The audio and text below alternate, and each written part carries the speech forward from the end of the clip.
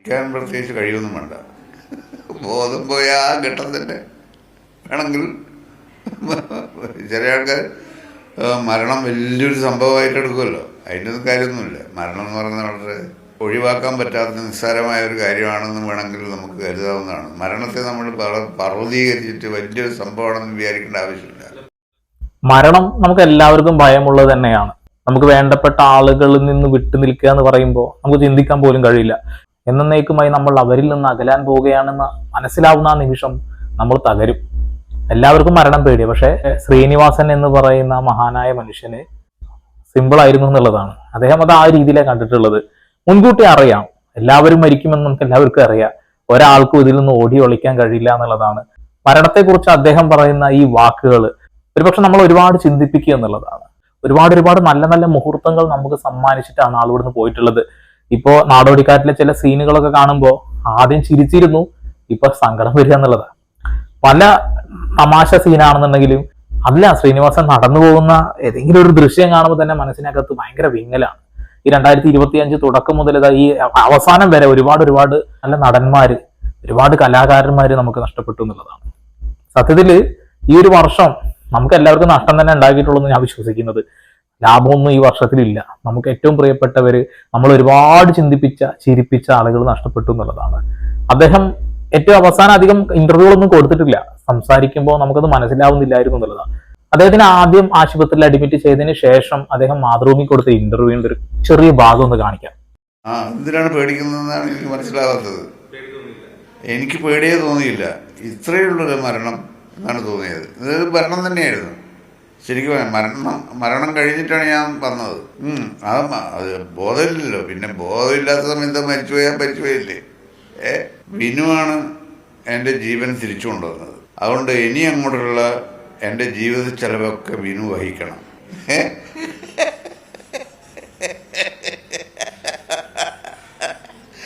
ആ ചിരി ഇപ്പൊ കേൾക്കുമ്പോൾ ഭയങ്കരമായിട്ട് സങ്കടം വരുന്നുള്ളത്. എല്ലാം തമാശയായിട്ടാണ്, വളരെ ലാഘവത്തോടു കൂടിയാണ് സംസാരിക്കുക. മരണം എല്ലാവരും രുചിച്ചറിയാനുള്ളതാ. ആ വിഭവം എനിക്ക് വേണ്ട എന്ന് പറഞ്ഞുകൊണ്ട് തട്ടിക്കളയാൻ ഒരു മനുഷ്യനും കഴിയില്ല. വളരെ ലാഘവത്തോടു കൂടിയിട്ടാണ് അദ്ദേഹം അത് പറഞ്ഞത്. അതൊരു ചിന്തിപ്പിക്കലാണെന്നുള്ളതാണ്. മരണത്തെ നമ്മൾ ഒരിക്കലും ഭയപ്പെടേണ്ടതായിട്ടില്ല. അത് ഒരു നാൾ നമ്മളെ തേടി വരും എന്നുള്ളതാണ്. ഇനിയും ഒരുപാട് തിരക്കഥകൾ എഴുതാൻ ബാക്കി വെച്ചിട്ടാണ് ആള് പോയിട്ടുള്ളത്. മണ്ണിന്റെ മണമുള്ള തിരക്കഥകൾ അല്ലെ. ഒരു പക്ഷേ സാധാരണത്വം എത്രത്തോളം കാണിക്കാൻ കഴിയും അത്രത്തോളം ആള് കാണിച്ചിട്ടുണ്ട്. ഏതൊരു സാധാരണക്കാരനും കണക്റ്റ് ആവുന്ന, ഒരുപാട് ആളുകൾ രുചിച്ചറിഞ്ഞ പല നിമിഷങ്ങളും സിനിമയിലൂടെ നമ്മളെ മുന്നിലേക്ക് അദ്ദേഹം കൊണ്ടുവന്നിട്ടുണ്ട് എന്നുള്ളതാണ്. ഒരുപക്ഷെ ഞാനിപ്പോ കാണിക്കാൻ പോകുന്ന ഒരു ദൃശ്യം കാണുമ്പോൾ എനിക്ക് വളരെയധികം വിഷമം തോന്നാൻ സാധ്യതയുള്ളതാണ്.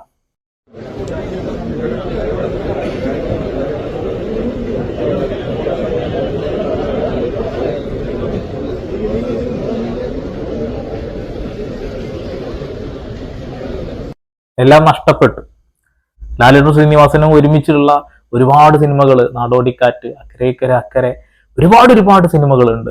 ആ സിനിമകളൊക്കെ ഇപ്പൊ കാണുമ്പോൾ നമ്മളെ സന്തോഷിപ്പിച്ചിരുന്നു, ഇപ്പൊ സങ്കടപ്പെടുത്തുന്നു എന്നുള്ളതാണ്. ഒരിക്കൽ അമൃത TV സംഘടിപ്പിച്ച ഒരു അവാർഡ് ഫംഗ്ഷനിൽ അദ്ദേഹം പ്രിയദർശനെയും സത്യൻ അന്തിക്കാടിനെയും മുന്നിൽ നിർത്തിക്കൊണ്ടൊരു കാര്യം പറയുന്നുണ്ട്. സിനിമയിൽ അഭിനയിക്കാൻ ഒരു അവസരം ചോദിച്ചുകൊണ്ടാണ് പ്രിയദർശന്റെ അടുത്തെത്തുന്നത്.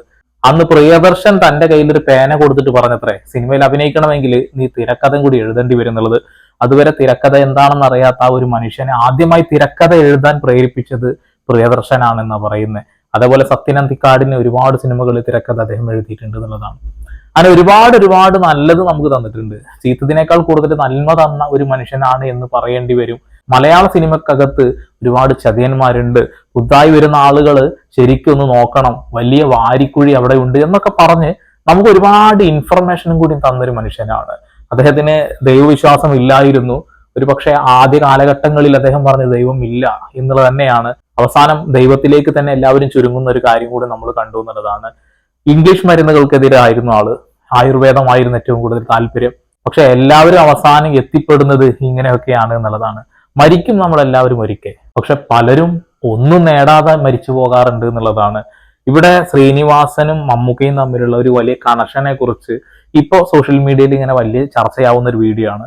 അദ്ദേഹത്തിന്റെ ഒരു പ്രണയത്തെ കുറിച്ചിട്ടും അതുപോലെ തന്നെ അദ്ദേഹത്തിന് ഒരു താലിമാല വാങ്ങാൻ പണം കൊടുത്ത മമ്മൂക്കയെ കുറിച്ചിട്ട് പറയുന്ന ഈ വാക്കുകളൊന്ന് കേട്ടു നോക്കാം.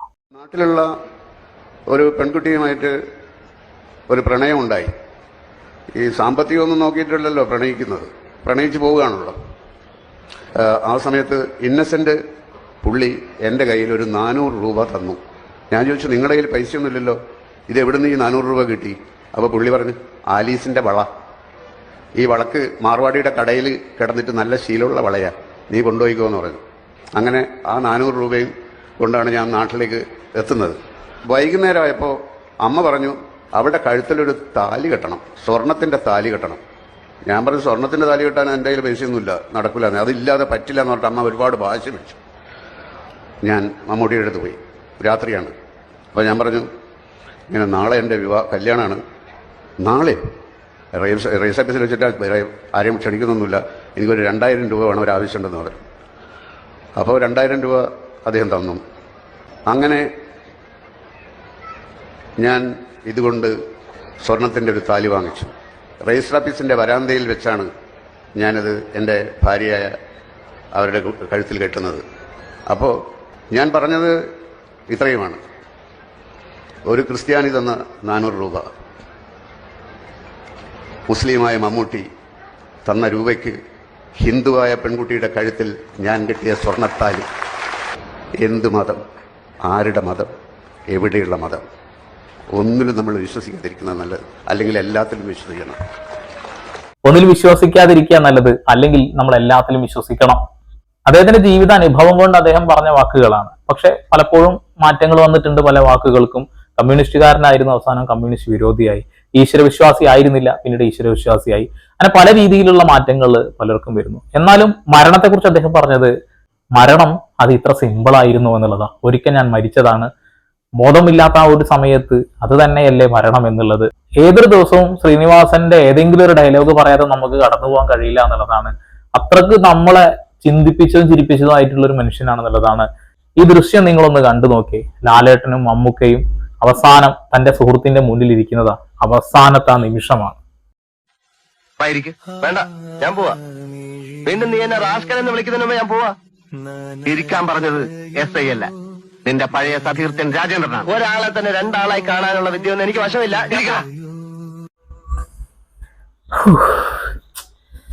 പല തമാശകളും ഇപ്പൊ കാണുമ്പോ ഭയങ്കര വിഷമാണ്. ദാസ, എന്താണ് വിജയ? അയ്യോ,